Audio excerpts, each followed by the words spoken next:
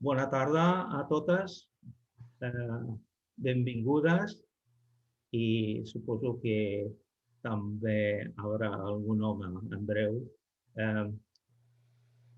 L'Observatori d'Igualtat de Tracte i Oportunitats va tenir un compromís amb la Eva Gajardo, una amiga i companya, de fer una xerrada específica per tractar el tema del mercat de treball en sentit femení.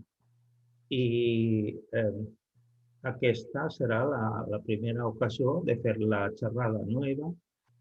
El tema és perquè estem interessats en que les dones estiguin ben informades dels seus drets al treball. Sobretot en aquest moment del Covid, que hi ha demanda per acompanyament, cura a casa i temes sociosanitaris. Per tant, a veure, Eva, que compta d'aquest tema des del punt de vista com a experta i secretària d'Igualtat i Formació Professional de la UGT a Catalunya. Eva, tot tu. Hola, moltíssimes gràcies a totes i a tots i com sempre per mi és un gran honor i un plaer cada vegada que em crideu o dieu que us agradaria fer alguna cosa, jo sempre estic disposada. Dir-vos que jo he plantejat una jornada en la qual faig una mica de la percepció i com estem les dones dintre del mercat de treball. No sé si ben bé és allò que se'm demana, però jo crec que hem de prendre consciència de quina és la situació que tenim les dones dintre del mercat de treball, una mica per saber com hem d'actuar en el dia a dia i en l'àmbit laboral, però també en la resta de la nostra vida, perquè crec que és important saber exactament on estem i quins són els drets que tenim. Jo faré una pinzellada sobre el tema del mercat de treball amb dades i faré una pinzellada d'això que ha suposat la Covid en l'àmbit laboral, però en aquest àmbit laboral el que hem pogut observar, el que hem pogut calibrar i el que hem pogut comptabilitzar. Està clar que hi ha una part que no s'ha ni calibrat, ni utilitzat, ni comptabilitzat, que és probablement tot el pitjor d'aquesta pandèmia. Allò que no s'ha pogut veure i no s'ha pogut mesurar, ens costa molt poder-lo denunciar, tot i que sabem que ha existit. Això per una banda. I per l'altra banda, faré també unes propostes des de la UGT de Catalunya, que entenem que una cosa que ens ha fet i ha posat de manifest aquesta Covid és allò que les feministes duem molt temps dient, de la importància i la centralitat en aquesta vida a través de les cures i de l'atenció, i que aquesta Covid ha posat de manifest de forma més rellevant que mai on està i on recau aquesta centralitat de la vida, i que és precisament essencial perquè tot funcioni i perquè funcioni bé, que aquestes professions, que aquests treballs que es consideren fonamentals i essencials per a la vida, en mans de qui estan i com la societat tracta, o en aquest cas el mercat de treball, tracta aquests treballs i aquestes feines. És per això que després també donem unes eines, en aquest cas són unes, per la part d'UGT Catalunya, unes recomanacions o unes aspiracions a les que nosaltres volem incidir, que és treballar d'una altra manera, posar en el centre la vida, fer més efectiva la nostra feina, però a la vegada també més ben valorada i a la vegada també més ben remunerada, menys temps per treballar en el treball remunerat, per tenir més temps a les nostres vides, per dedicar-lo allà que nosaltres decidim dedicar-lo, per dedicar-lo a les nostres persones estimades, querides, amigues i demés, i per socialitzar-nos. I tot això s'ha de fer en condicions. Per això posem també aquestes demandes damunt de la taula que considerem que de forma genèrica donarien un canvi bastant important. Si us sembla bé, el que farem serà, jo porto una presentació, aniré fent aquesta presentació.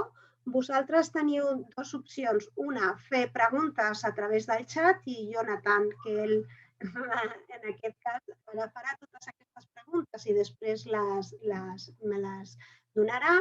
O després, en la segona part, si voleu, doncs podríem fer, treballar totes plegades i explicar totes plegades allò que vosaltres enteneu o que vulgueu preguntar-me o simplement valorar o simplement explicar. No s'ha de preguntar tot, sinó també posar en valor i en comú coses que poden ser molt importants. I sense més, començo a compartir pantalla i així us explico una miqueta tota aquesta presentació que faig aquí.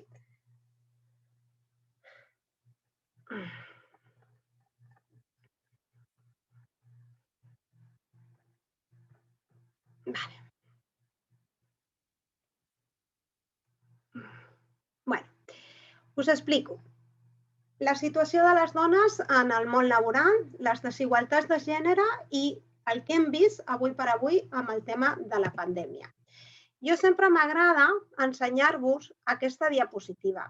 Sé que és estereotipada i sexista, això està clar, que és estereotipada i sexista, les dones amb faldilla i en talons i els homes amb el seu traje.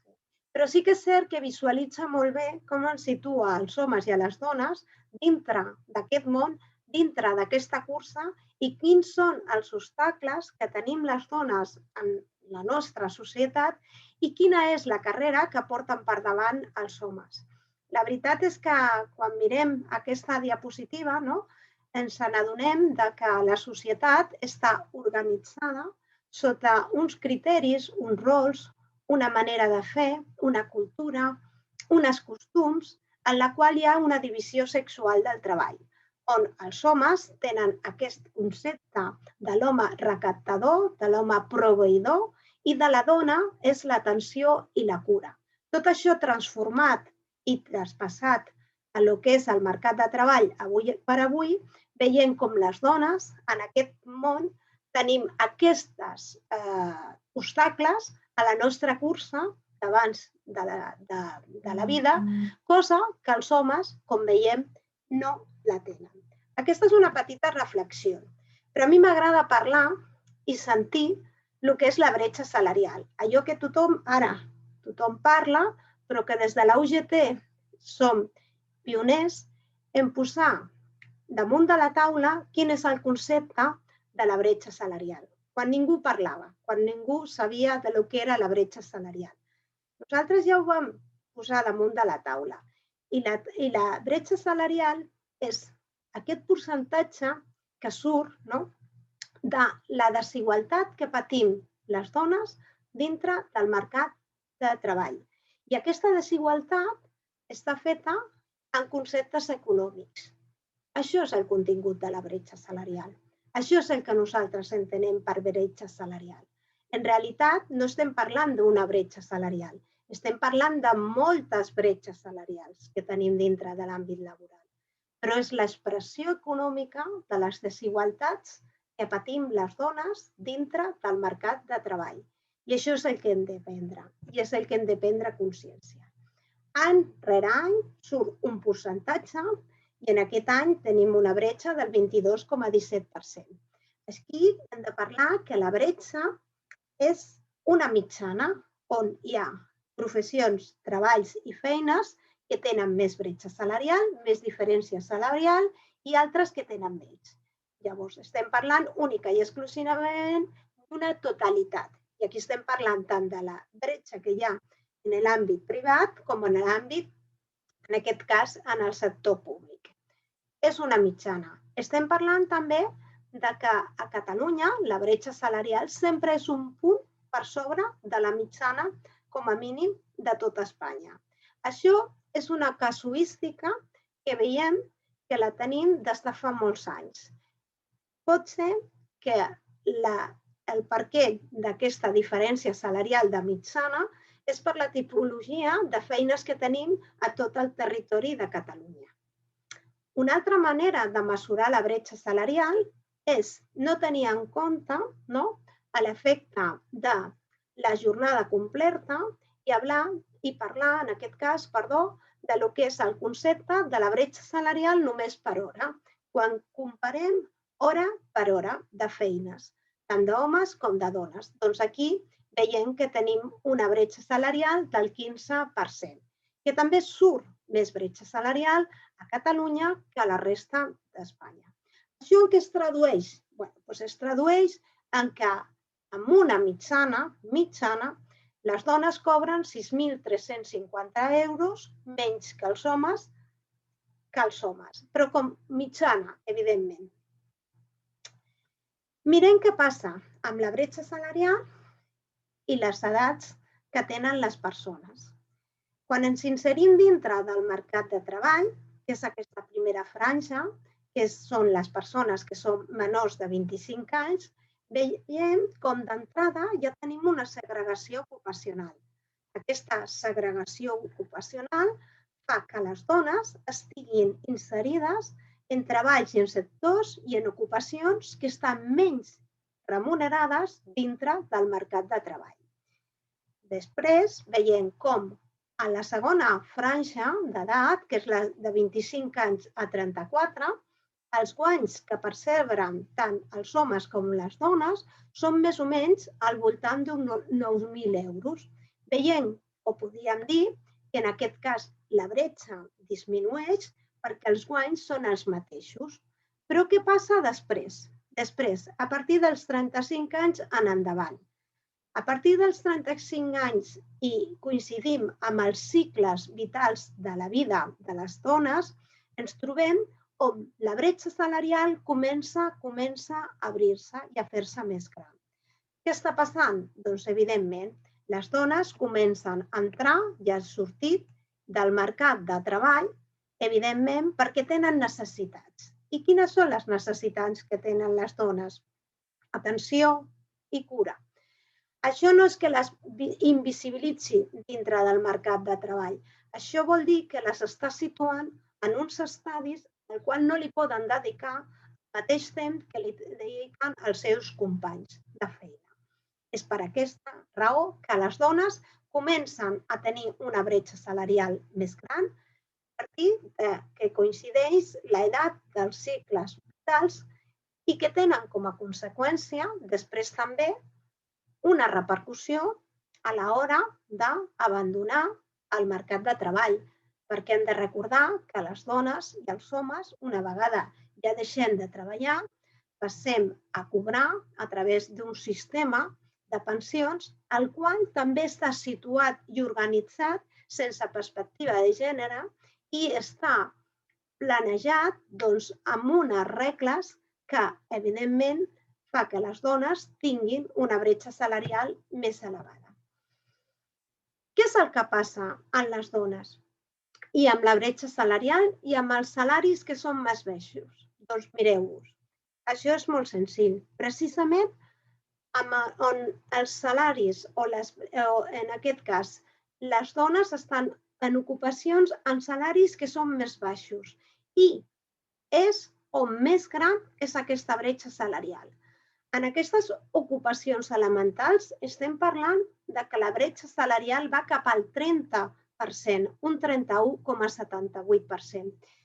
Aquí veiem com la distribució per branques professionals, veiem com pot anar des del 31% de les ocupacions elementals fins a les directores i directores i gerents que també tenen bretxa salarial, perquè arribar al tot, a dalt del tot de l'escalafó, també s'arriba, però s'arriba amb bretxa salarial. Menys, però amb bretxa salarial. Per tant, podem dir que en gairebé totes les branques salarials, totes n'hi ha bretxa salarial. Què passa?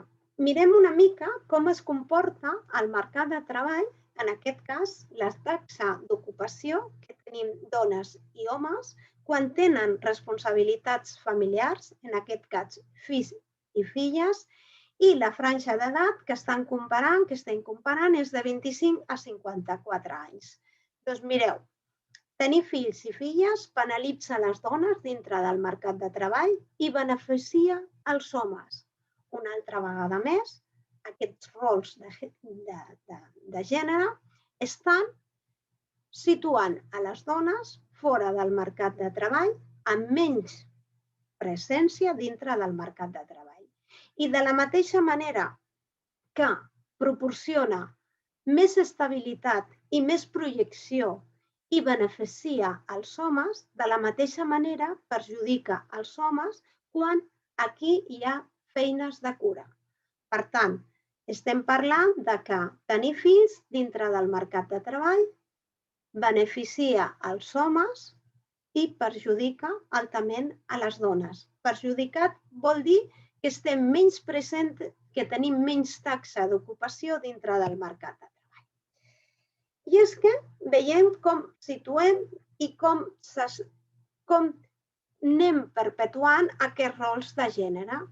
I veient les excedències per cura de fills i filles, aquesta és una diapositiva en la qual la veieu segregada per cadascuna de les províncies aquí a Catalunya, però estem parlant que el 92,85% de les excedències aquí a Catalunya per fills i filles són agafades en exclusiva per les dones.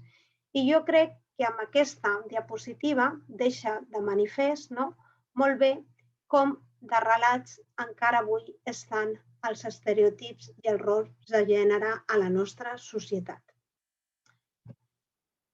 Veiem les persones, en aquest cas, que, segons l'EPA, ens diuen i ens parla de la utilització del contracte a temps parcial. El contracte a temps parcial també té cara majoritàriament de dona. I podem dir que de cada 10 contractes en temps parcial, 7 estan signats per dones. Una altra vegada més, els rols i els estereotips de gènere penalitzen a les dones perquè estem una altra vegada més visualitzant que no tenim la mateixa capacitat a l'hora d'estar dintre del mercat de treball. I per què ens passa això a les dones? Les dones tenim una segregació ocupacional molt gran. I aquesta segregació ocupacional representa que el 81% de totes les ocupacions d'aquestes últimes, de les noves ocupacions que tenim, estan segregades, el 81% estan només en 4 grans branques d'ocupació, cosa que els homes no tenen aquesta segregació tan alta dintre del mercat de treball. Quines són, i analitzem, aquestes ocupacions on les dones estan tan fortament segregades? Doncs, en primer lloc, el personal de serveis, tant de restauració com atenció i serveis personals, com protecció i com venda. També tot el personal tècnic i personal científic i intel·lectual. Per altra banda, també el personal comptable, administratiu i d'oficina. I, per altra banda, les ocupacions elementals. Per tant, tenim una forta segregació que ens fa, per una banda, situar-nos a les dones davant dels serveis essencials d'aquesta pandèmia, però a la vegada també ens fa fer o ens fa l'efecte de ser les dones, en aquest cas, que tenen més expedients afectades per més expedients de regulació, amb un 51% amb les últimes dades que tenim del febrer. També arrosseguem del mercat de treball com, a part del salari base, hi ha un altre tipus de conceptes que les persones cobrem per la nostra tasca, depenent del nostre conveni col·lectiu d'aplicació i de les nostres categories professionals i de més. Veiem com tenim una bretxa salarial que va al 30%. Això vol dir que el pes dels complements salarials representen el 50% del salari en aquest cas. I això representa que les dones no accedeixen de la mateixa manera a aquest tipus de complements salarials. I per què ens passa això? Doncs analitzem una mica per què tenim aquests complements salarials. Aquests complements salarials venen, per una banda, per al pagament de les hores extraordinàries. I hem dit que les dones, el nostre temps, en l'àmbit laboral, es veu sempre molt més reduït que no pas el dels homes. Per tant, el mercat de treball premia a qui té més capacitat o més disponibilitat. Per tant, estem veient com una forta segregació ve a través del pagament de les hores extraordinàries. Després també veiem com una forta bretxa ve també en el concepte de salaris que es fan a través de complements salarials, de nocturnitat, de treballs per torns o de treballs durant el cap de setmana. Una altra vegada ho relacionem amb com estan inserits i inserides les dones dintre del mercat de treball. Les dones no tenen tanta capacitat de fer aquesta turnositat, de fer aquests treballs nocturns ni del cap de setmana. Per què? Perquè tenen un altre tipus de necessitats de conciliació. Per tant, estem veient que no només és el salari base i no només representa com estem dintre del mercat de treball, sinó en quines condicions el mercat de treball premia o no el seu requeriment. Això seria una composició de com tenim el mercat de treball avui per avui. Durant aquesta pandèmia s'ha fet una enquesta sobre els usos del temps i el confinament. Per veure, aquesta enquesta és molt recent, és del Departament de Presidència i fa referència al tema del confinament i com ha anat i com ens ha afectat el teletreball i la manera de treballar en aquesta pandèmia. Evidentment, en aquest Covid, les diferències ho deixen de manifest. Les diferències entre les experiències viscudes pels homes i per les dones en matèria dels usos del temps, del que és el teletreball i el treball domèstic i el treball de cura durant el confinament, és realment una mica el que és el reflexe de la nostra societat. I el que tenim, el confinament, ha provocat i ha viscut durant aquesta pandèmia ha estat les dones han teletreballat més que els homes. Han flexibilitzat, en aquest cas, més els seus horaris i consideren que la majoria de parelles no hi ha hagut igualtat en el repartiment de les tasques domèstiques. Això són percepcions, però són percepcions basades en aquesta enquesta.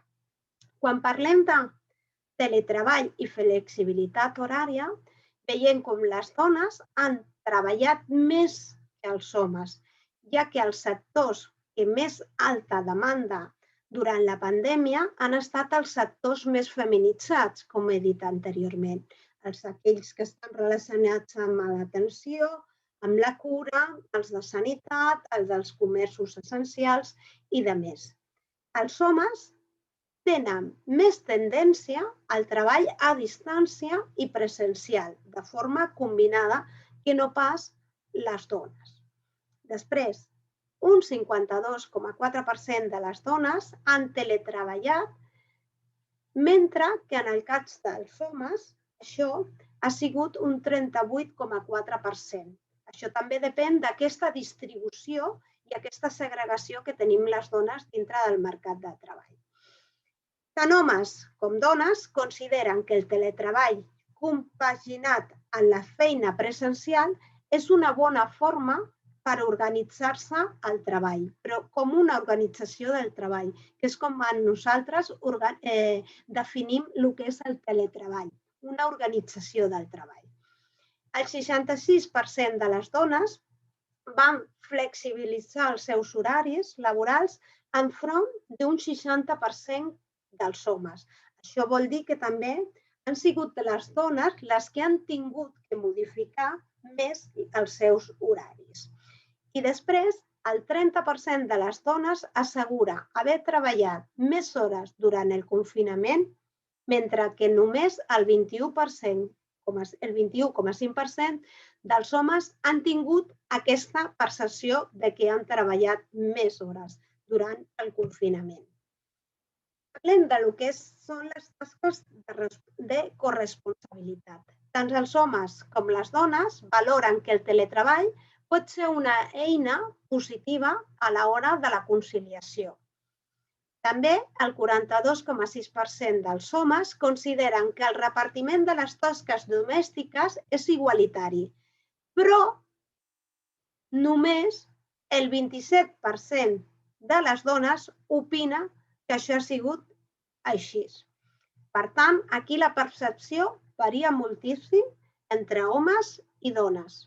Per tant, estem parlant de que tenim un problema a l'hora del repartiment de les tasques i cures i atenció de la família.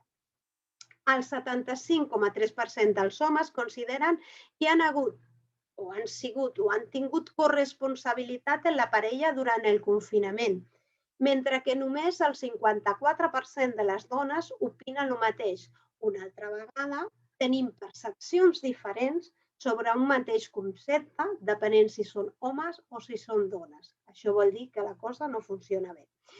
I una percepció molt diferent en el que són les feines col·laboratives i les feines domèstiques. Per tant, aquest estudi el que conclou és que hi ha, per una banda, una bretxa tecnològica i digital de gènere on les dones no estaven tan acostumades o no sabien o no venien de treballar en aquestes feines amb una tendència a fer el teletreball, per tant, no tenien i no estaven tan acostumades a utilitzar tant les eines tecnològiques. Així mateix, l'enquesta realitzada posa també de manifest la importància d'incorporar tota la perspectiva de gènere, però també la perspectiva del temps i d'organitzar el temps de treball de les persones, perquè en definitiva és el quid de la qüestió. Una cosa molt important és parlar de teletreball i una cosa molt important és parlar de conciliació i de dones. Això no és teletreball. Això no és teletreball. Això és corresponsabilitat i pot ser teletreball. Però hem de tenir molt clar que no hem de caure en la trampa del que el teletreball és per fer més coses mentre es treballa. No. Si ens situem dintre del mercat de treball, veiem que la gran norma que tenim i que neix amb la garantia i amb l'ideal de fer efectives les polítiques d'igualtat entre dona i home en el mercat de treball. Aquesta és la llei orgànica del 2007.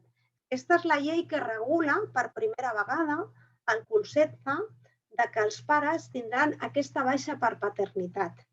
I aquesta és la que per primera vegada parla de que les empreses han de tenir un pla d'igualtat.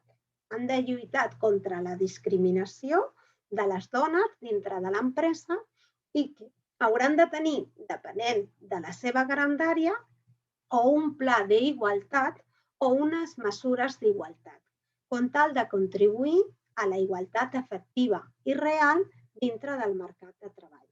També és la llei que per primera vegada parla de que totes i cadascuna de les empreses han de tenir un protocol d'assetjament sexual i per raó de sexe en el cas de tenir que fer una intervenció i a la vegada hauran de tenir també mesures d'igualtat, en aquest cas de no discriminació, front l'assetjament i prevenció, front l'assetjament sexual i per raó de sexe.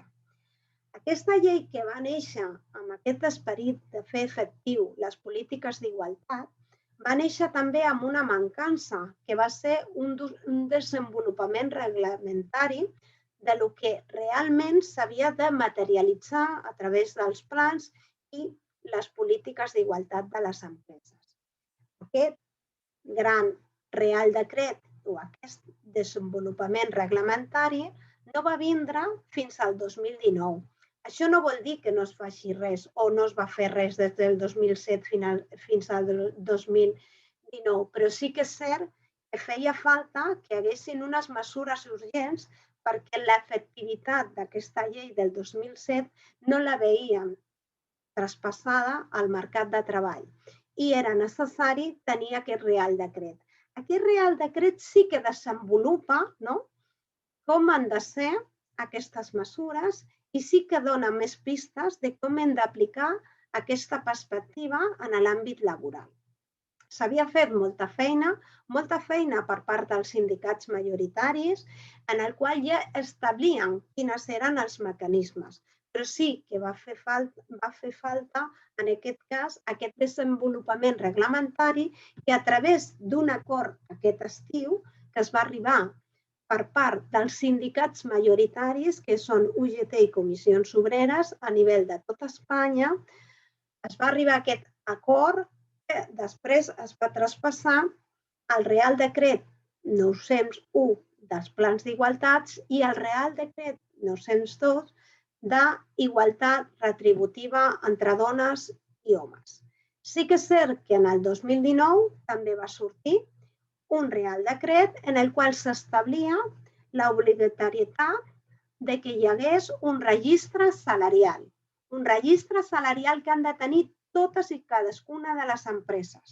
Per tant, el santo santorum de la igualtat ha de ser, per una banda, per les empreses grans, plans d'igualtat, un pla d'igualtat que no és més que un conjunt ordenat de mesures com tal d'aplicar la igualtat, fet a través d'un diagnòstic de situació en el qual s'han de tenir molt clares les accions que s'han de realitzar, s'han de tenir també mesures d'igualtat per a aquelles empreses que són més petites i també els protocols o procediments d'assetjament sexual i per raó de sexe dintre de l'empresa. La pandèmia i la crisi sanitària, la veritat és que el que sí que volem dir és que ens ha deixat més que mai un mercat de treball en el que es representa i es veu en mans de qui està aquesta vida. Una de les denúncies que nosaltres fem és que no disposem de les dades de l'any 2020 i això passa per un tema de que les dades no venen segregades. Per tant, no podem valorar, aquí amb la dada estadística, l'impacte tan gran que realment tindrà la pandèmia sobre les retribucions de les dones. Però per què no? Perquè les dades en les que hem analitzat aquesta bretxa salarial són les dades que tenim, les últimes dades, que no comptabilitzen realment l'efecte de la bretxa. Però si tenim en compte d'on venim i tot això que jo he explicat durant aquestes diapositives, veiem que aquesta crisi té cara de dona. Per què? Perquè la pandèmia el que ha fet ha sigut intensificar aquestes bretxes que ja té de per si el mercat laboral. A les dones se'ls aplica més expedients de regulació. Ho vam veure i us ho diem aquí directament amb els expedients de regulació que en l'últim mes de febrer el 51% són dones. I això és una dada científica, és estadística. Són més també les afectades, les dones, per la temporalitat i per la parcialitat. 3 de cada 4 contractes a jornada incompleta és assignat per una dona. Es destrueixen més llocs de treball de dones que no pas d'homes, sobretot a partir és més o menys d'un 15%. I aquesta és la realitat. Els sectors més afectats per la pandèmia són els serveis essencials, que són els que tenen més presència femenina, com és el sector sanitari, el sector de cures, el sector de la neteja, del comerç, ja que per si mateix són més precaris degut a aquesta conseqüència d'aquesta divisió sexual del treball.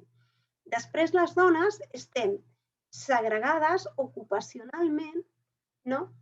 Amb una forta segregació que ens fa posar-nos pel davant, per una banda, de la crisi, però a la vegada també com a serveis essencials. I és per aquesta forta segregació ocupacional que tenim les dones. Les dones tenen els salaris més baixos i precisament és on més bretxa salarial n'hi ha. Gairebé 6 de cada 10 persones que cobren menys de 1.000 euros són dones. S'han de solapar les necessitats de la cura de les famílies que ja recau en les dones. Doncs en aquesta pandèmia encara més. L'impacte, en aquest cas de la Covid i social, recau en les dones, empitjorant el que són les seves condicions de vida, ja que són elles les que es trobaran en una situació de més vulnerabilitat que no pas els homes. Són les que ja parteixen de treballs que són més precaris, són les que ja treballen en l'economia submergida de forma proporcional més elevada i són les que tenen els ingressos més baixos, més escassos i també més intermitents. A més, són les que no tenen un habitatge, en la gran majoria, assequible i adequat. Quines són les propostes que fem des de la UGT de forma globalitzada i tenint en compte aquesta perspectiva de gènere? La primera orientació que fem és a fer una orientació en perspectiva de gènere, orientar i un acompanyament al llarg de la vida, a l'hora d'agafar els nostres estudis, a l'hora de decidir quina serà la nostra professió. Hem de tenir una orientació que tingui una perspectiva de gènere. Ens hem de situar dintre del mercat de treball amb una reducció i a la vegada una ordenació també del nostre temps de treball. Si un missatge ens ha deixat molt clar aquesta pandèmia és que el nostre temps té un valor impressionant i imprescindible i que hem d'anar a unes jornades més petites de treball perquè a la vida també importa molt la resta dels nostres conceptes. I un altre concepte que és importantíssim, que es deriva d'aquestes lleis que he mencionat abans, és donar més valor a les feines que són més feminitzades. Per què? Perquè hem de valorar els llocs de treball en perspectiva de gènere, perquè ens hem adonat que aquesta perspectiva de gènere ens fa valorar de diferent manera feines que tenen el mateix valor. Per tant, necessitem una orientació en perspectiva de gènere, una orientació que no tingui biaix de gènere, que trenqui amb els estereotips perquè les dones puguin veure-se reflectides o reflectades en aquelles professions en les que avui per avui no estan arribant i són o estan en mans majoritàriament dels homes. Una orientació i un acompanyament al llarg de tota la nostra vida. Hem d'acreditar les nostres competències professionals. Tenim moltes dones molt capacitades, però no tenen els papers necessaris per reconèixer aquesta experiència professional i és important també amb aquest acompanyament al llarg de la vida i amb aquesta orientació saber i poder demostrar les nostres competències professionals i traspassar-les també a través d'un document que els doni aquesta identitat. Per tant, hem de traspassar també tots aquests rols de gènere, tota aquesta segregació vocacional que tenim en el mercat, en aquest cas, a l'hora de designar, de decidir quins són les nostres feines, quins són els nostres estudis, i hem d'acabar i trencar amb aquesta segregació que tenim inicialment, que és la que demanem o denomenem segregació vocacional.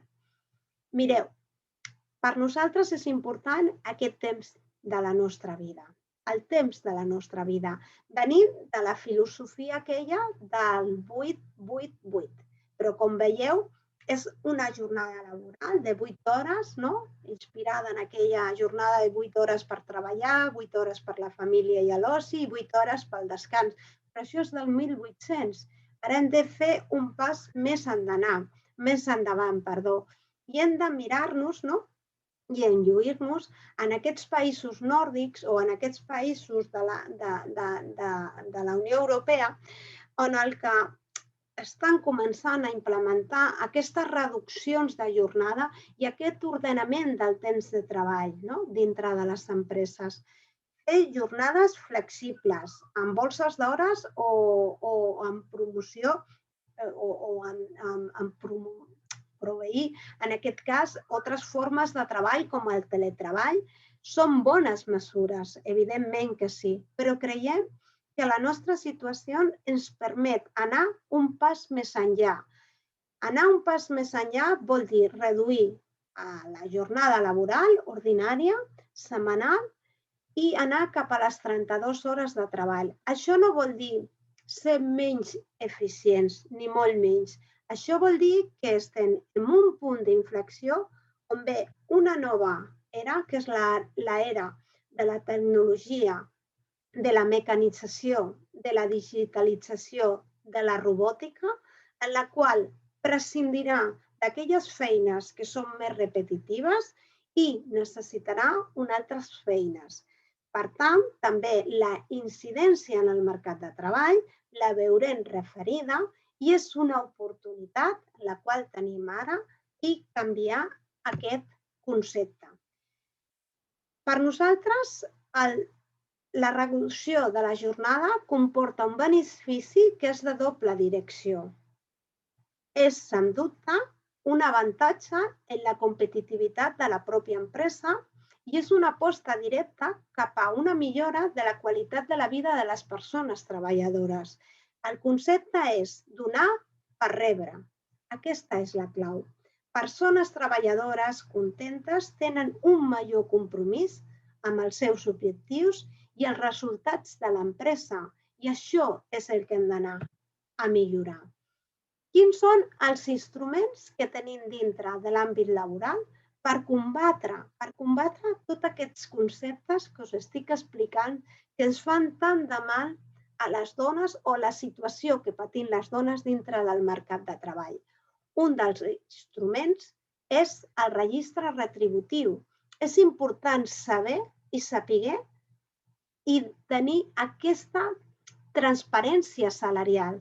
Si en aquest país seguim amb aquest ocultisme d'aquesta cultura que tenim, de la que venim, on al final les empreses pagaven o retribuïen segons determinats conceptes i aquests no són lo suficientment transparents, mai serem capaços de veure quina és la repercussió que tenen els salaris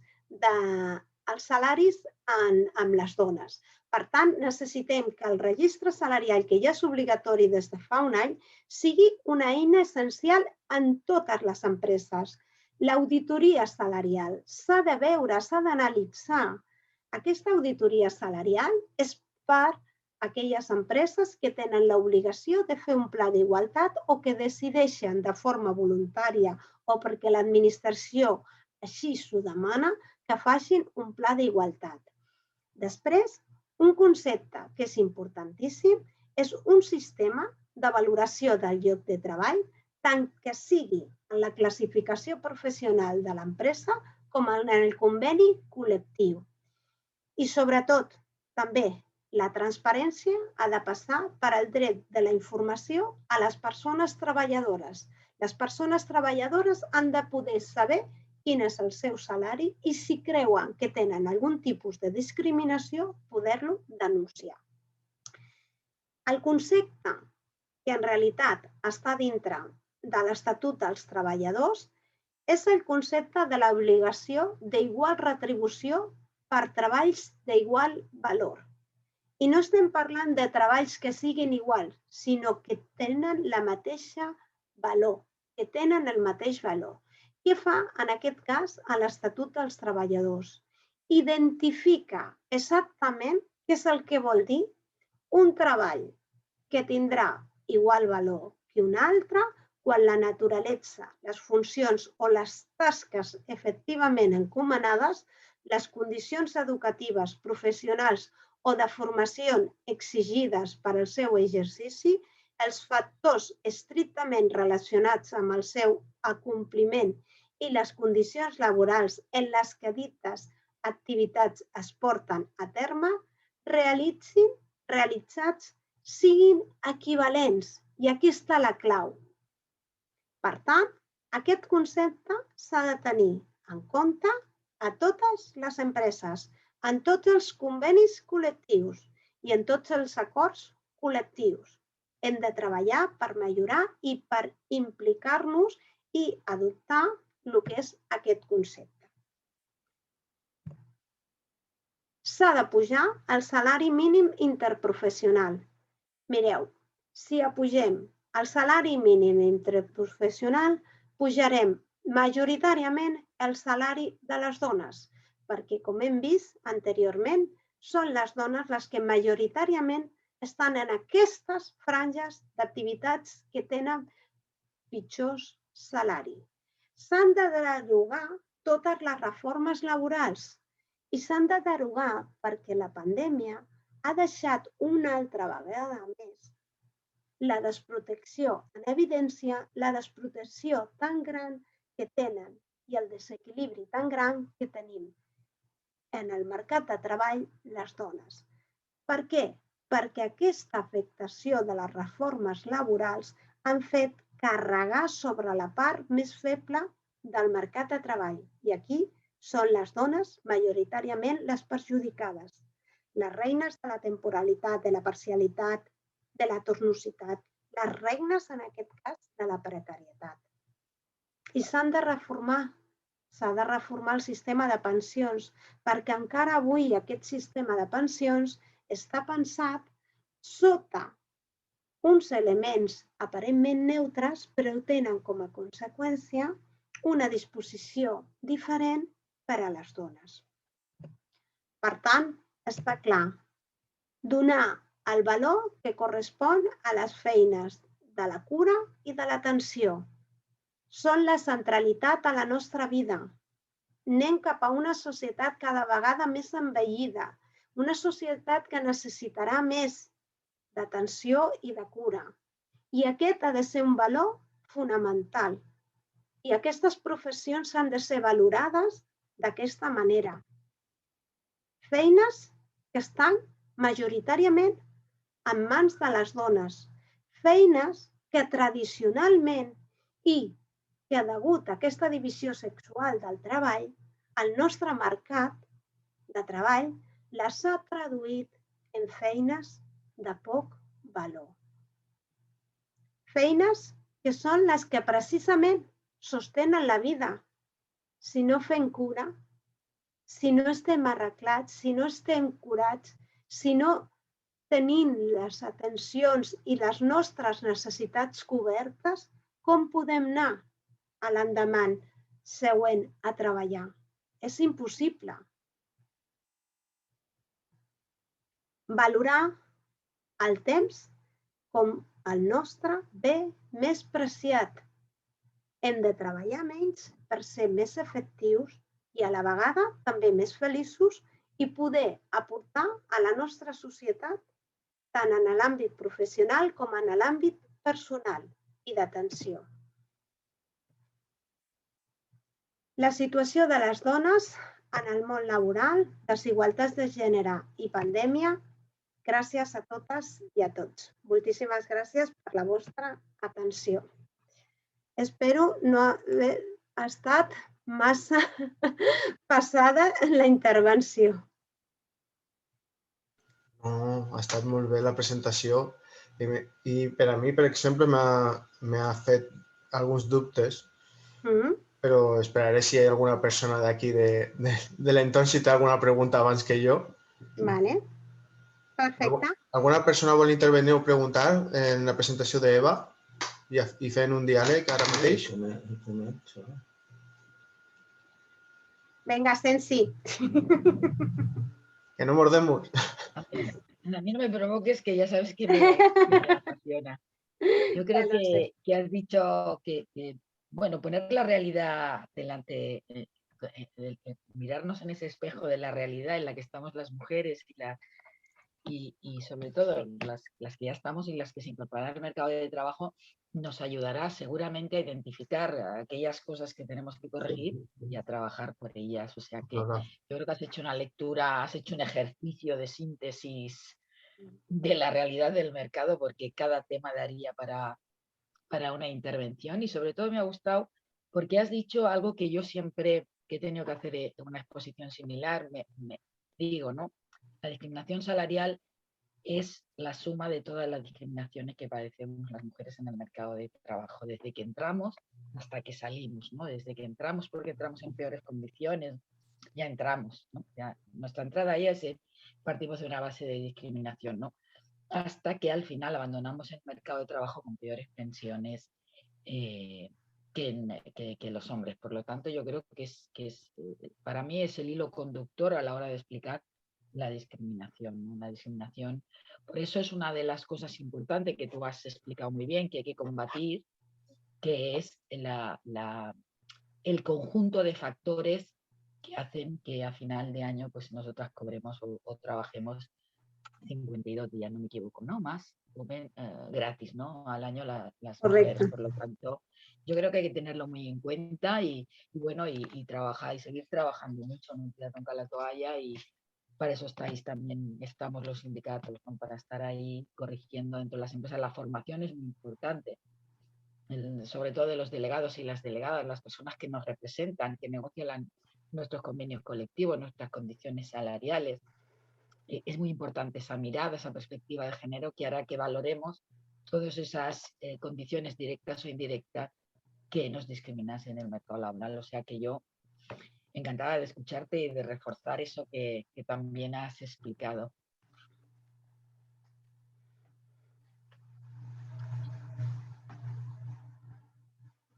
Si alguna persona más quiere intervenir, decir alguna cosa. Me gustaría intervenir un momentito. Sin problema. Sí, venga. Gracias por la presentación.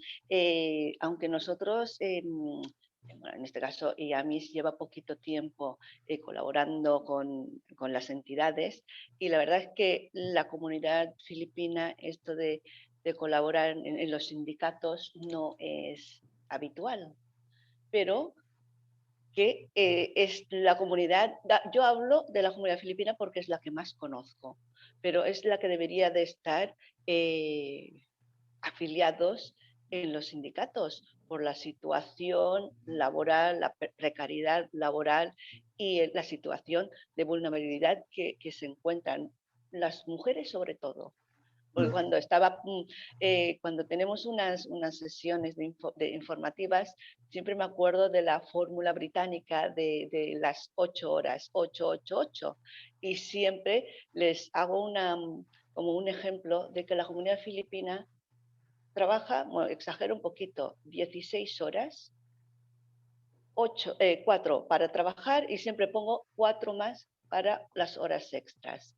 No es la realidad, es una exageración, pero se quedan así como diciendo, es que es verdad, porque cuando salen de casa, trabajan fuera de casa, pero cuando llegan a casa, siguen trabajando y tienen muy poquitas horas para ellas mismas y siempre lo dejamos nos dejamos como las últimas, y nos estamos dando cuenta de que una señora de unos 60 años tiene la sensación de que su cuerpo tiene más de los años que tiene, por la sobrecarga de trabajo.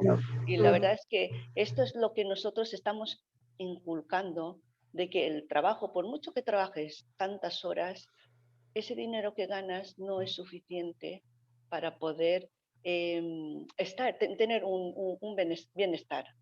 Y la verdad es que es lo que últimamente pues reivindico. Necesitamos un poquito de ayuda, formación, información y todo tipo de ayudas para poder hacerles ver de que no es solamente el tema de trabajar, de servir, sino que también nosotros nos tenemos que valorar. Sobre todo la mayoría, aunque no se está viendo, la mayoría de las señoras, entonces las donas que trabajan a la llar, son profesionales, pero la falta de tiempo, la barrera idiomática y la brecha digital y todas las brechas que pueda haber impiden que desarrolle esa profesión aquí en España. Y la verdad es que pasan el tiempo, vienen aquí de jóvenes, la mayoría vienen jóvenes, trabajan durante un año, pero como ya no tienen tiempo para poder desarrollar profesionalmente hasta que tienen hijos y se encuentran cada vez problemas en el camino. Tienen hijos, no hablan bien el castellano, tienen los hijos escolarizados, no pueden mantener una conversación más fluida con los profesores y con este paso del tiempo llegamos al fracaso escolar de los chicos, porque el acompañamiento es lo que falta. Y yo creo que haciendo o escuchando las reuniones y lo que ha explicado Eva, pues nos ayudará más a la comunidad filipina para poder decir, que nos abramos a estos recursos para poder intentar mejorar la situación. Eso es lo que quería decir. Gracias. Parece súper interesante y súper apropiado, sobre todo porque aquí no hemos entrado en ningún tipo de interseccionalidad, ¿sabes? Y eso también es malo porque no estamos dando una realidad de lo que es realmente, ¿no? Yo ya lo he dicho al principio de mi intervención, que me disculpaba porque estoy entrando dentro de una hegemonía que no está visualizando todas las realidades que tenemos dentro del mercado de trabajo. Pero me parece muy interesante que os ocupéis y que os preocupe el cómo estáis dentro del mercado de trabajo y cómo os tenéis que ir adecuando, ¿no? Para realmente tener, me parece súper interesante y además esa falta de perspectiva nuestra, cuando generalizamos tanto, hace que se diluya, ¿no? Todos esos matices que son importantísimos, ¿no? Y con vuestra comunidad, como también hay un porcentaje de mujeres que trabajan dentro del servicio doméstico que no están ni tan solo recogidas en ningún sitio, que las interinas, bueno, esas que están en el servicio doméstico interina, te cuentan unas internas, perdón, no interinas, internas te están explicando una serie de circunstancias que dices, Dios mío, esto es aquí en el siglo XXI, en la Barcelona o la Cataluña, pues sí, eso es así, ¿no? En estos episodios de COVID, por desgracia, he conocido muchísimas situaciones que creía que no eran, que no podían ser reales, pero han sido reales y han sido muy crueles, pero muy crueles, ¿no? De cómo se ha vivido, ¿no? Cuando se tensiona tanto la sociedad como la hemos vivido ahora en estos días de pandemia y de confinamiento estricto, se ha puesto en evidencia, ¿no? Realmente, por un lado lo bueno y por otro lado lo malo, ¿no? Se ven los dos extremos, ¿no? Pero eso nos tiene que hacer pensar, reflexionar, visualizar y me parece estupendo. Yo sé que nos pegues ese toque de atención y que lo expliques cada vez que haya una jornada, porque si no nos visualizamos no estamos. Y adelante, compañera. También hay otro apartado. Eso es verdad. También hay otro apartado para Joshi y Eva. Si queréis os paso el contacto de ambas para que cuando Joshi necesite un refuerzo para sensibilizar para tema de para que se afilien a alguna entidad para que respeten sus derechos y todo eso, o que se sensibilicen más en este ámbito de su derecho profesional o de su trayectoria laboral, os pasaría el contacto a ambas para que contactéis entre vosotras, y si yo sí necesito un refuerzo en este ámbito, pues bienvenido sea. Que para eso está también esto, para hacer estas conexiones y hacer red entre nosotros, sin problema. Perfecto, gracias. Y un comentario que voy a hacer yo, porque también hablando del tema de las jornadas que se reducen en el extranjero, no sé si es equivalente a que se reduce jornada pero te rebajo el sueldo. Yo creo que en el extranjero es que se mantiene el sueldo pero te reduzco la jornada. Porque a veces no se dice. Es muy fácil decir, pero esto las empresas a veces se agarran a esto de que no, te voy a reducir la jornada, pero el sueldo también. No. Aparte, el sueldo mínimo, hoy en día, a ver, según en qué zona, el sueldo mínimo está bien. Pero aquí, por ejemplo, en Barcelona o en Madrid, el sueldo mínimo se te queda muy corto. Porque un alquiler, yo mismamente, un alquiler 700 euros y eso es el más barato. En mi pueblo, en Elda, que es en Alicante, 300 euros, una señora casa. La diferencia de alquiler es muy grande. Entonces el sueldo mínimo de esa zona a esta no es lo mismo. Sé que se tiene en valoración, pero con lo que veo yo últimamente con todos los temas de reformas laborales y todo ese rollo, la gente le interesa muchísimo mantener el sueldo mínimo como está actual. Y es como casi, desde cuando yo era pequeño, me acuerdo que el sueldo, no me acuerdo cuándo era el sueldo mínimo de hace 20 años, pero creo que no ha crecido mucho. Sí que ha crecido, ¿eh? A ver, sí que ha crecido. Ha tenido una muy buena subida últimamente, pero muy buena ahora subida. sí, porque ha pasado de 600 y algo, quieren pasarlo a 1000 y algo, ¿no? No, es que ya estamos en 900, compañero. Bueno, pero que está subiendo poco a poco hasta llegar a 1100, que es el objetivo. Pero me refiero que hasta hace poco el sueldo mínimo era parecido hace 20 años. Sí. Lo único que traducido de pesetas a euros. Sí que es cierto que el salario mínimo interprofesional no ha tenido la progresión que debería de haber tenido, por ejemplo, con respecto a lo que es el coste de la vida, está clarísimo. Pero sí que hay que decir, y las cosas hay que encuadrarlas donde son, es que esta última subida ha hecho que, bueno, de hecho hace que la brecha salarial sea menos, precisamente por eso, ¿no? Por lo que se llega a incrementar. También tendríamos que empezar a entender que no es lo mismo lo que tú muy bien explicabas, Jonathan, no es lo mismo vivir en determinados sitios que en determinados sitios de España, evidentemente. Y nosotros por eso también abogamos, ¿no? A qué tipo de salario mínimo interprofesional queremos ir, ¿no? Y queremos ir al de Europa, ¿no? Al que habla la Carta Europea. Ese es el que queremos ir, no queremos ir al que hablan en otros países, sino en el que es el de nuestro entorno y en nuestro contorno, que es el salario mínimo europeo. Y lo tenemos que tener en cuenta, no es lo mismo vivir en Cataluña que vivir en otras localidades, pero es cierto que sí que ha habido un salario, o sea, ha habido una subida importante en este último gobierno a nivel central, porque el salario mínimo interprofesional se regula a nivel estatal y de él derivan también muchísimas otras cosas. Pero eso no quita, nuestra reivindicación es seguir luchando, como habéis visto, en la subida esa del salario mínimo interprofesional, en la derogación de esas reformas laborales que demuestran, ¿no? que precisamente la parte más débil, ¿no? de este mercado de trabajo es el que peor resiste, ¿no? Porque es el que en mayor fragilidad está, y está clarísimo que somos las mujeres. No obstante, esta charla lo único que quiere es demostrar, ¿no? Algo que todas yo creo que sabemos muy bien. Yo creo que a medida que hemos ido explicando las cosas, todas hemos entendido y todos perfectamente, ¿no? Cuál es la realidad que tenemos. Lo que pasa es que si no somos capaces de, al final, de visualizarlo, de ponerle datos, de contrastarlo, al final queda todo como no, parece ser que no es verdad. No, sí que lo es, y esa es la realidad, y tenemos que seguir luchando, pues por eso, por lo que decías, Sensi, porque tenemos que estar formados, porque tenemos que estar informados, porque tenemos que estar sensibilizados, porque tenemos que llevar la formación como si fuera algo realmente vehicular en nuestras vidas, pero a todos los niveles, ¿no?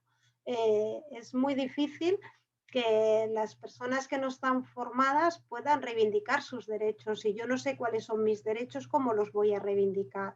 A mí la sabiduría y el saber que estoy en posesión de unos derechos también me hace ser más fuerte. Por eso es importante también lo que decía Josie, es eso, ¿no? El informarnos y el formarnos nos hace fuertes a todos y a todas, y eso es algo que tenemos que luchar por esa parte, ¿no? De no quedarnos en el lado que no tenemos esa formación, porque es imprescindible. Luego tiene que haber formación a todos los niveles, no le podemos pedirle el mismo nivel de formación pues a una persona, a una delegada, a un delegado nuestro que tenga que estar al mando de una negociación de un convenio colectivo, de un plan de igualdad, que al trabajador o trabajadora, ¿no? que está reivindicando sus derechos, pero sí que tiene que saber cuáles son sus derechos. Eso sí que es una obligación por parte de las personas trabajadoras y nuestra como cadena transmisora de todas esas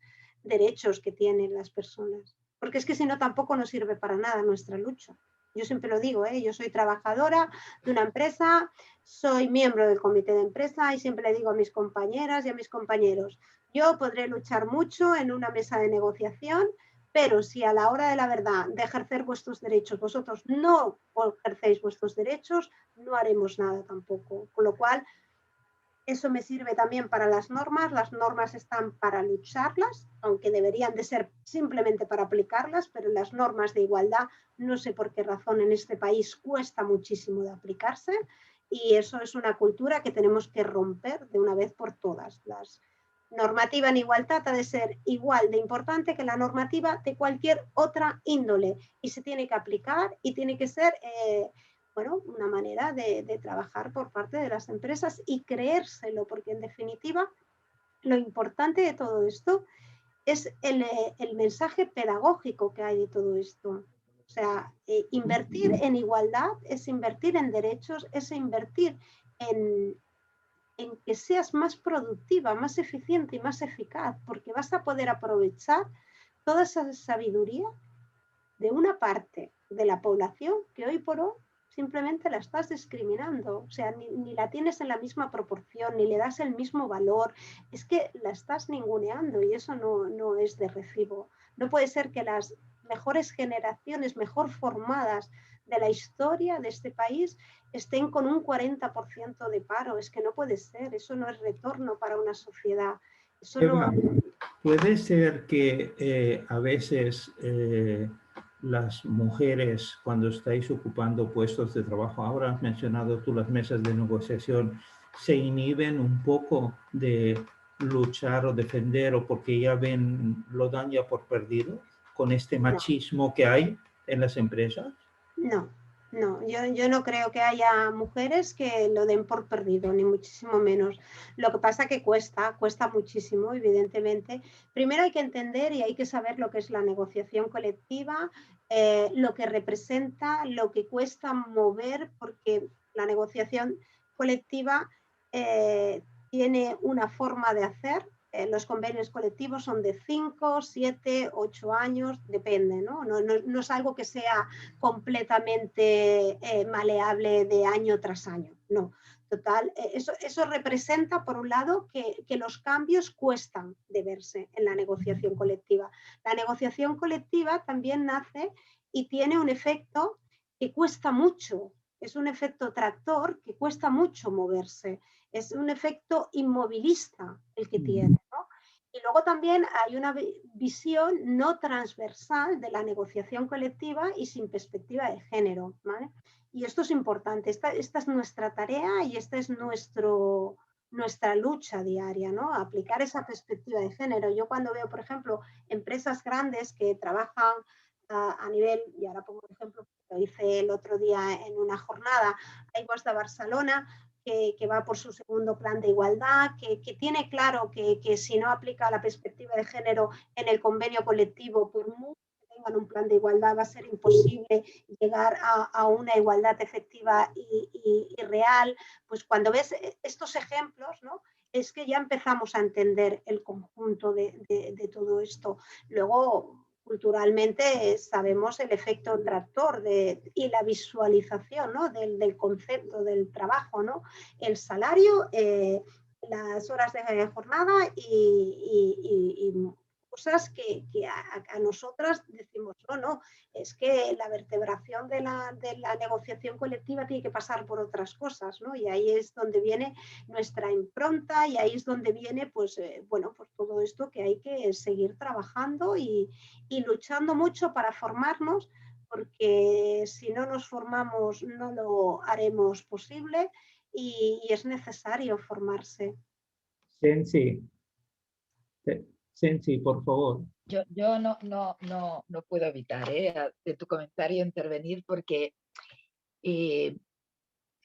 no es cierto, ¿no? Que las mujeres cuando lleguemos, alguna habrá, ¿no? Pero es de los tantos mitos de las mujeres cuando llegamos al poder como que nos olvidamos de ser, de esa sororidad y del por qué hemos llegado o de ayudar o de corregir o de seguir perpetuando políticas discriminatorias. No es cierto, ¿no? Yo creo que todo lo contrario, ¿no? Sí que es cierto que a veces no quiere decir que una mujer llegue a un sitio, la mujer tenga perspectiva de género, incluso a veces sea hasta feminista, ¿no? Nos hemos encontrado, no todas desgraciadamente lo son, como no lo son la mayoría de los hombres, ¿no? Pero no porque no dejemos, las que luchamos dejemos de serlo, y yo soy un claro ejemplo de eso, ¿no? Esto va conmigo allí donde vaya y ahora antes tenía responsabilidad, ahora tengo otra y la ejerzo allí donde voy en ese sentido. Sí me gustaría decir algo con respecto a la negociación colectiva, un poco al hilo de lo que decía Eva. La formación es absolutamente necesario. Las personas que negocian nuestros convenios, nuestros acuerdos, si no tienen perspectiva de género, si no saben qué es la igualdad, si no saben de qué hablamos cuando hablamos de discriminación, difícilmente corregirán prácticas, ¿no? que son habituales tanto en las empresas como en la negociación colectiva. Yo creo que ahí la EVA debería sacar mucho pecho, porque creo que la UGT ha hecho un trabajo impresionante a la hora de dar formación y formar a los delegados y delegadas del sindicato precisamente para identificar y corregir políticas cara a la negociación colectiva. Pero seguimos teniendo un gran problema, es el de la formación y el que la mayoría de las personas que negocian son hombres. Hombres, muchas veces, algunos pues que no tienen perspectiva de género y otros que no es que tengan ni buena ni mala intención, no tienen la formación necesaria para identificar. Y a mí me gusta explicar esto con un ejemplo porque creo que se entiende muy bien, ¿no? Cuando yo he dado clases sobre discriminación salarial y le he preguntado a un delegado, o les he dicho que los hombres negocian para los hombres, siempre me dicen, no, hombre, no, yo negocio para todos igual, no para todas la plantilla. Si sube un 2%, sube igual para hombres que para mujeres. Digo, ya, pero ¿qué para ti salario, no? Ese 1% que sube el convenio, sí, claro, eso es salario, ¿no? Y has valorado y has cuantificado en dinero cuánto vale una medida de conciliación, porque casi siempre la cogemos las mujeres, pero que también se trata de que la cojan los hombres y que hay muchos que ya empiezan a hacerlo.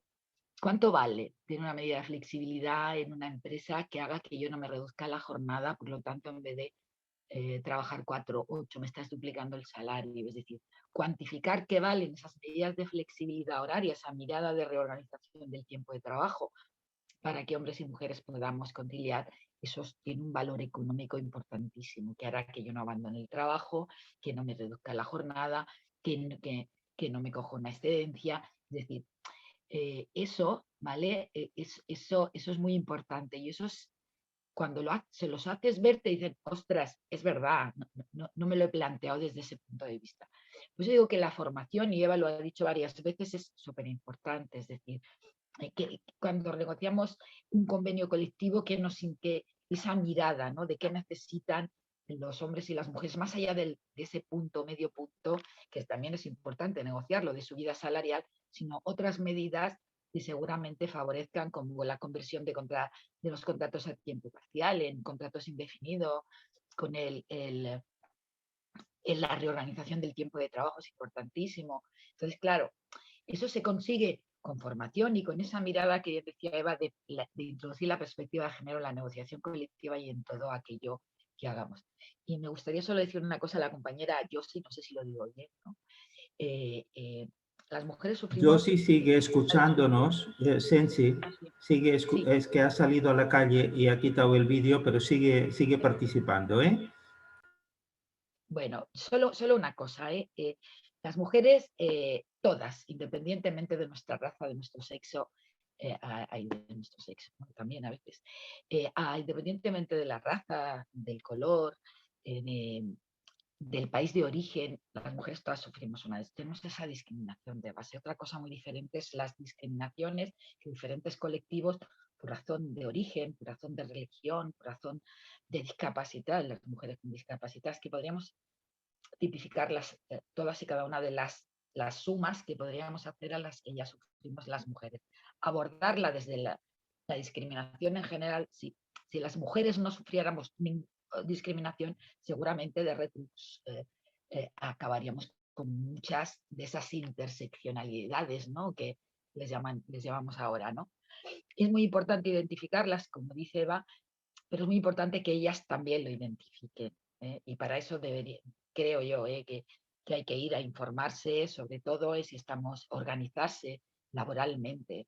Y cuando tienes una duda, yo creo que el sentido común siempre nos indica bien cuando algo nos parece que no está bien o que es injusto o que es un abuso, ¿no? Y de informarnos depende del tema, si es laboral, evidentemente al sindicato, porque es quien mejor te va a entender, quien mejor te va a tratar y la información te va a dar poder. Luego harás lo que quieras cuando sales por la puerta, ¿no? Y decidirás cuál es tu opción, pero la información es lo que nos da seguridad, lo que nos dice el camino y la que te da la capacidad de decidir. A veces no estás en posición de reclamar, pero ya lo haré, pero lo he decidido yo desde la información. Entonces, el informarse en todos los aspectos y en todo aquello que creemos que es injusto es absolutamente necesario y siempre hay donde recurrir, siempre. Si lo buscamos, sea por donde sea, siempre hay donde recurrir.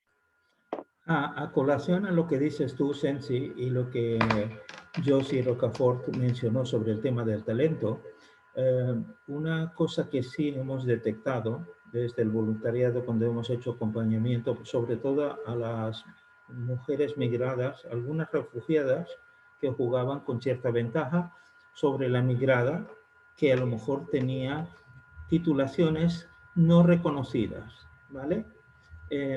Era el tema del talento desperdiciado, porque como formador que he sido también, me horrorizaba el consejo que a veces se daba tanto a la mujer como a la persona joven masculina, de que obviara cierta información en su currículum, porque si no, no le iban a dar puestos de trabajo porque tenía demasiada titulación para rango inferior.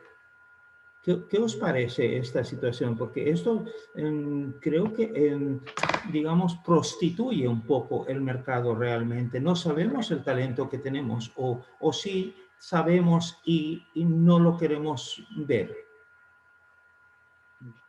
Sí, bueno, no sé si quiere contestar a Cueva, pero desde luego tienes toda la razón. Pero eso ocurre también a los de aquí, que muchas veces no te ponen porque dicen, claro, no me va a interesar, ¿no? Trabajar de camarero, porque a lo mejor piensan que voy a dejar el trabajo pronto porque tengo una titulación. A veces ocurre, no es lo habitual, pero ocurre. Pero ocurre a tanto a unos como a otros. Yo creo que es un absurdo, pero ocurre, porque igual te va a dejar el trabajo si no le interesa a alguien que tenga una titulación menor, si el trabajo pues es eventual y es precario, y una persona que no la tiene, pero sí que es cierto que ocurre. Yo creo que las personas, el auge que tiene la asociación AMIC, ¿no? Y que tiene toda una asesoría que les puede asesorar a las personas migradas en lo que son a la hora de trámites laborales, trámites de permisos y demás, y también tiene para hacer con el tema de homologación de títulos y demás. Yo creo que recursos hay para informar y bien. Y en los ayuntamientos en el que yo soy regidora del Ayuntamiento de Sant Boi del Llobregat, ¿no? Entonces, desde el área también tenemos servicios de asesoramiento a las personas migradas y para hacer clases y y las ayudas a las que tiene derecho y hacer trámites. Es decir, hay que buscar ayuda. Cuando uno llega a un país y desconoce muchas cosas o incluso está sufriendo abusos precisamente por esa situación de ilegalidad, lo que tiene que recurrir es a aquello más cercano, allí donde le pueden informar. Y yo creo que Eva lo explicará mejor que yo, pero el sindicato, por lo menos en términos laborales, tiene un muy buen servicio que funciona muy bien, además, para las personas. Bueno, yo simplemente quería comentar esto que está diciendo Sensi, que a través de AMIC, la Asociación de Ayuda Mutua a las Personas Migradas, nosotros intentamos a través de ellos pues dar esta globalidad. El asesoramiento y el acompañamiento, porque además ellos hacen también sus planes de acogida, ¿no? Y hacen esa visión integral de la persona para luego poder, pues todo esto, ¿no? Al final, pues capacitarla en el caso de que se tengan que homologar el tema de formaciones, también, bueno, pues el tema de los papeles, residencia, bueno, un poco hacen este asesoramiento que es bastante conocido y además que es de muy buena calidad. Cuando hacía referencia, Fernando, al tema este del por qué, ¿no? Al final se recomienda o hay esa voz, ¿no? Que dice, no, mejor no pongas este currículum tan espectacular que tienes porque, claro, si al final es para hacer un trabajo que no requiere esa espectacularidad de tu formación, a lo mejor es simplemente por el hecho de ocultar, ¿no? De que esa persona pues fácilmente se va a poder ofuscar o frustrar en ese ámbito laboral, ¿no? Y eso también pues es como un objetivo. Yo sinceramente no me gusta, además es muy feo, pero es que vivimos en una sociedad la cual no hay ese hábito de la orientación y entonces es complicado porque la gente se forma en aquello que cree que le apetece, que le gusta, pero sin tener una orientación y un asesoramiento a lo largo de la vida, que es, bueno, para nosotros como Unión General de Trabajadores y Trabajadoras es lo que siempre vamos remarcando, ¿no? La orientación ha de ser algo transversal en nuestras vidas, desde bien pequeños hasta bien mayores. Nos podemos formar en lo que queramos, en lo que realmente queramos, pero si al final nos queremos ganar la vida haciendo algo determinado, tendremos que saber también qué condiciones del trabajo tendremos si nos formamos en una cosa o en otra. Tenemos que buscar ese equilibrio entre aquello que la sociedad demanda y aquello que yo tengo capacidad y a la vez me gusta, ¿no? Todo eso es lo que hay que hacer y hay que hacerlo pues bajo unos planes de prospectiva que no hay. Se habla mucho de la teoría, pero poco de la práctica. Seguimos teniendo las universidades que penalizan aquellas carreras que están más solicitadas y a la vez el mercado de trabajo es que no las está realmente absorbiendo. ¿Y por qué? Porque es que no hay esta orientación y esta prospección que nos hace mucha falta. Por un lado, nosotros exportamos todo nuestro talento en personal científico, en enfermería, se nos está yendo, se nos lo rifan en Europa porque es personal altamente cualificado con unas condiciones impresionantes de trayectoria académica. Es que, a ver, vamos a situarnos. Una enfermería en este país no es un segundo grado de formación profesional, es una carrera universitaria. Es una carrera universitaria que nosotros como sociedad pagamos y se la estamos pagando para que Europa disfrute de ella, cuando ese reconocimiento y esa recompensa tendría que recaer en la propia sociedad. ¿Pero por qué nos pasa eso? ¿Qué le pasa a nuestras enfermeras? ¿Hemos visto los contratos de trabajo que tienen? ¿Cómo van encadenando contratos y contratos y contratos de un día, de una semana, de 3 meses, de 4 días? Esas son las condiciones que le vamos a dar en el mercado de trabajo. Es que todo esto hay que valorar muchas cosas, hay que valorar muchísimas cosas. O por qué formamos en profesiones que no tienen realmente cabida dentro del mercado de trabajo, o por qué no vemos hacia dónde queremos ir y formamos a la gente para que se pueda inserir realmente en aquello que sea necesario para el país. Pero tenemos un proyecto de país que diga lo que queremos y cómo lo queremos. Entonces, si no tenemos esas necesidades de prospección, ¿cómo vamos a formar? Y si formamos en lo que cada uno a su libre albedrío quiere, sin tener en cuenta las necesidades del mercado de trabajo, vamos mal. Pero si lo hacemos justamente al contrario, también. Si solo formamos en aquello que el mercado de trabajo quiere y no damos rienda a la creatividad y al talento de cada persona para que pueda ser aprovechado donde sea necesario, tampoco nos vamos bien. Con lo cual yo creo que nos falta mucha cultura de formación, pero a todos los niveles, formación de forma transversal a lo largo y ancho de nuestra vida. No vivimos en una sociedad donde nos formamos hoy, en la época mía, por ejemplo, me formaba, acababa mis estudios y ya está, ¿no? La gente quiere seguir formándose, vemos como hay jóvenes que están acumulando carreras y carreras, está muy bien, pero ¿qué retorno? Para ellos también, personalmente, ¿qué retorno les produce? Pueden acabar frustrados. Pueden acabar frustrados. Una cosa que os quería comentar. Esta mañana se hizo la presentación del decreto de transparencia de Cataluña. Y precisamente Dolors Canals, que es una profesora de la Universidad de Girona, hizo una puntualización que tomamos muy buenas notas los que estamos trabajando en el equipo motor del Gobierno Verde, porque dijo, hay que diferenciar bien claramente lo que es información y lo que son datos públicos. Y fijaros que la puntualización viene bien a considerar ahora mismo.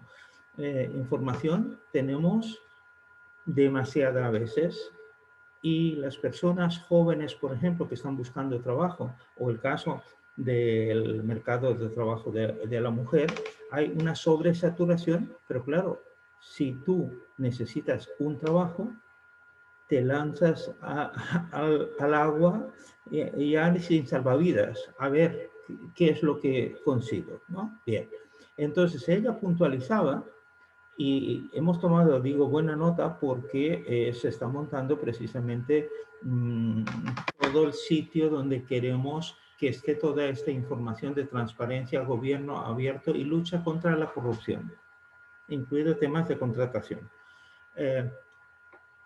Queremos que haya un apartado donde los datos contrastados, analizados, o sea, verificados, aparezcan con fácil acceso para la persona que la está buscando desde la ciudadanía. Fijaros qué proyecto más bonito, que nos gustaría que estuviera la ciudadanía implicada, y por eso habemos 5 personas de la ciudadanía. Aquí tenéis a un viejo de 76 años casi, en proceso de envejecimiento activo, que por lo tanto el proceso, como dice Eva muy bien, el aprendizaje es hasta en el momento de la muerte, creo yo, o paso a la próxima vida, tema para otro debate.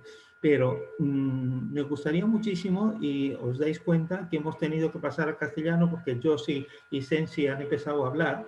El día 10 hacemos un tema exprofesamente para la colonia latinoamericana y algunas marroquíes que nos han pedido. Es un sábado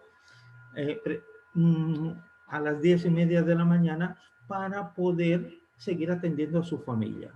Sobre todo queremos que las personas, sobre todo a la mujer que tiene esta foto que me ha encantado, ese dibujo tuyo, Eva, de los impedimentos en la pista de carrera, de la lavadora y todo esto,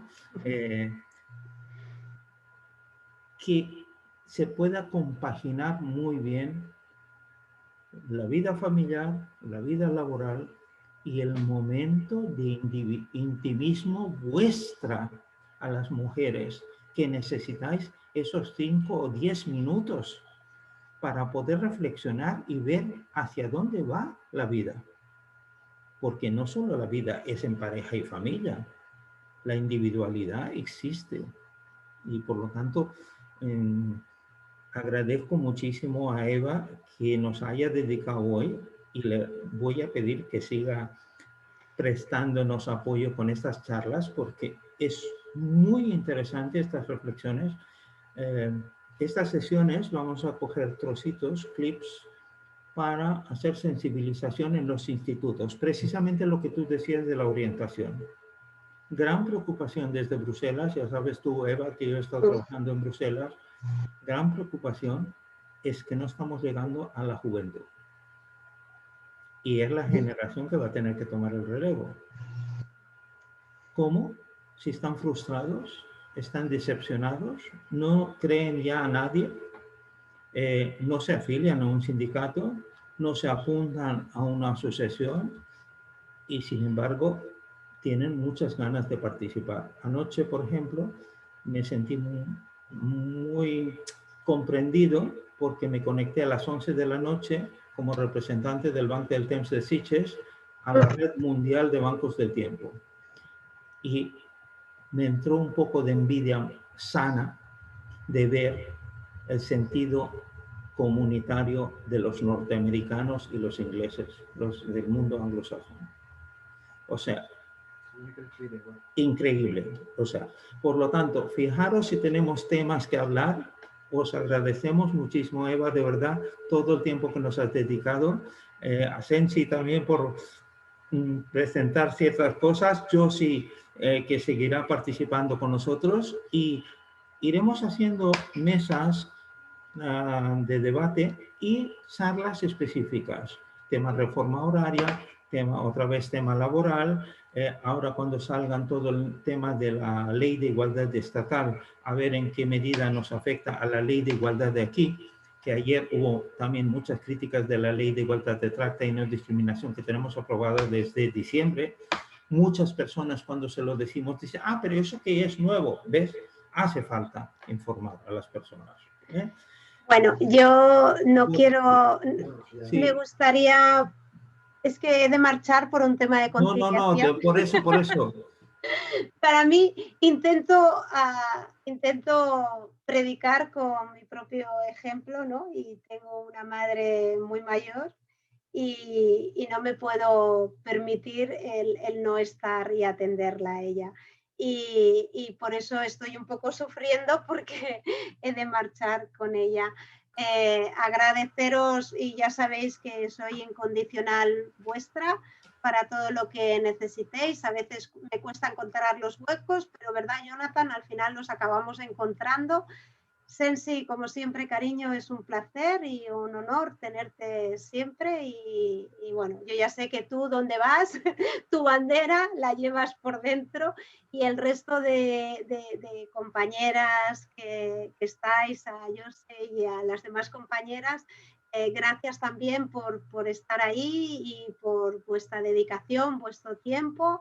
Y nada, que seguimos en la lucha, que no es poca y seguro que nos vamos encontrando por ahí en los caminos. Venga, Muchísimas gracias, Eva. Un fuerte abrazo. Gracias a todas. Feliz día. Y aprovechando al despedir a Eva, os doy las gracias a todas que habéis estado participando.